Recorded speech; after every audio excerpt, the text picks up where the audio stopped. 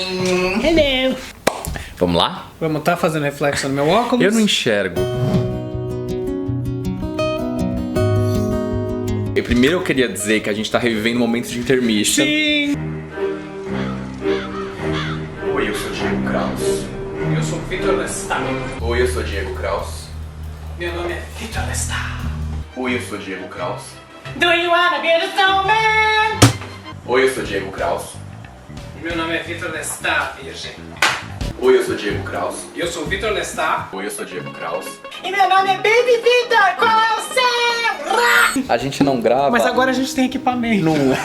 Quer dizer, você, no caso. A gente não grava há você quer um 4 número? anos? Sei lá, uns negócios não sei, desses? acho que é isso. Gente, esse é o Vitor. Olá. Tudo bom? Me fala quem é você. Eu vou colocar o arroba pra te seguirem seguidores. Meu nome é Vitor, ou Vitor Lestat, pra quem acompanhava o Intermission. Eu sou historiador, sou professor de história, pesquisador e drag queen. Olá, meu nome é Bella Wild e sejam bem-vindos a mais um episódio de Wild Delícias Retrô.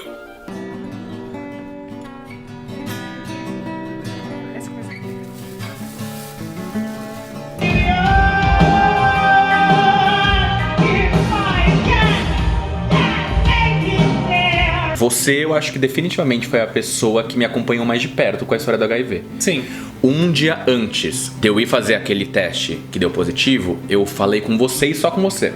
Eu não falei com mais ninguém até então. E o Vitor foi a primeira pessoa que ficou sabendo da notícia, porque eu fui fazer o exame. Como eu já disse naquele outro vídeo, a psicóloga me chamou na sala dela, me mostrou os resultados, e eu lembro de sair da sala dela, olhar pro celular, e aí você mandou uma mensagem assim, e aí? Eu falei...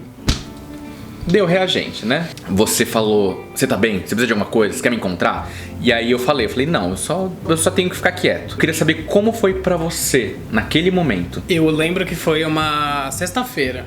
Foi uma sexta. Foi uma sexta-feira porque eu tava tipo me preparando assim, porque no final da tarde eu ia dar aula de música, uma coisa assim. E aí quando você me mandou uma mensagem, lógico que o primeiro baque veio assim, de tipo, reagir. Eu não sabia muito bem como reagir. Depois que eu respirei e aí eu li de novo, eu pensei, agora eu preciso saber se ele tá bem.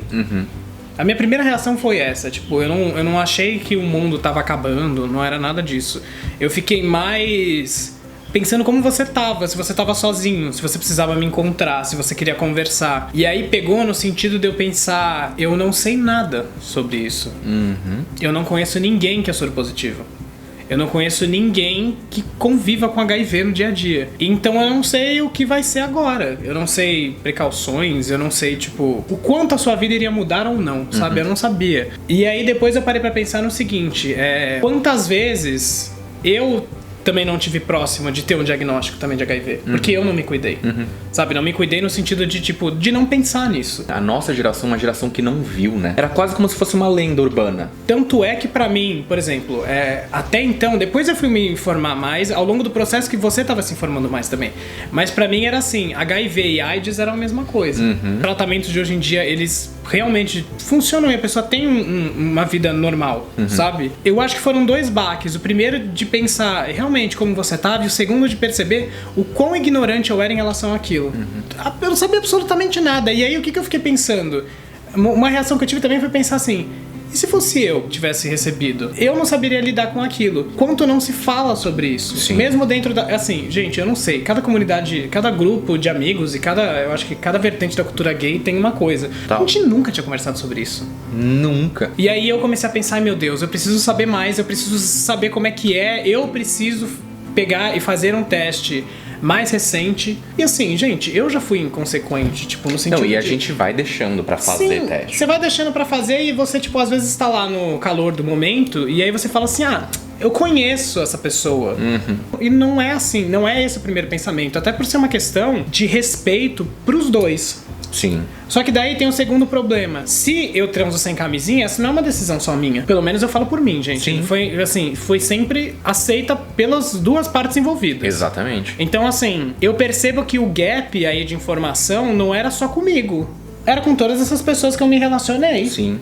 Aconteceu do nada e muito próximo de mim. Foi isso. E aí, realmente, eu acho que o que mais me pegou foi o fato de eu ser completamente ignorante em relação a isso. Mas eu nunca tinha ouvido falar de PEP, de PrEP. E uma coisa que eu achei muito legal foi que você começou a se informar pelo YouTube. E aí foi uma coisa que eu pensei, você tinha essa inteligência de procurar lá. Se fosse comigo, eu estaria lendo, tipo, sei lá, artigos e coisas que não me confortariam. Entendi. É uma mídia fria nesse sentido. Sim, faz todo Se sentido. eu estivesse lendo uma reportagem ou um artigo, eu não pensaria em recorrer pra seres humanos e não pra um negócio escondido por detrás de uma metodologia e não sei o que lá, de pesquisa, sabe? E depois eu também fui correr atrás de me informar, de pesquisar, e eu vi que, tipo assim, gente, não é esse monstro que tava na minha cabeça, mas é uma coisa que permanece. Parecia que a nossa amizade ia definhar. Porque você ia estar internado Sim. na semana seguinte, sabe um negócio assim? Sei. E aí eu vi que você tava bem. E foi bom, porque isso ajudou até a desmistificar, por exemplo, eu tive um caso depois do seu diagnóstico, em que eu transei sem camisinha, e aí eu me desesperei. Eu lembro. Porque eu pensei assim, tipo, putz, agora que eu já sei sobre as coisas todas, eu fui fazer isso. E aí eu tomei o PEP durante um mês, mais ou menos, é isso, né? Acho que 28 dias. Foi. Para as pessoas entenderem que, mesmo que elas tenham consciência disso, se acontecer, elas têm a que recorrer, sabe? Sim.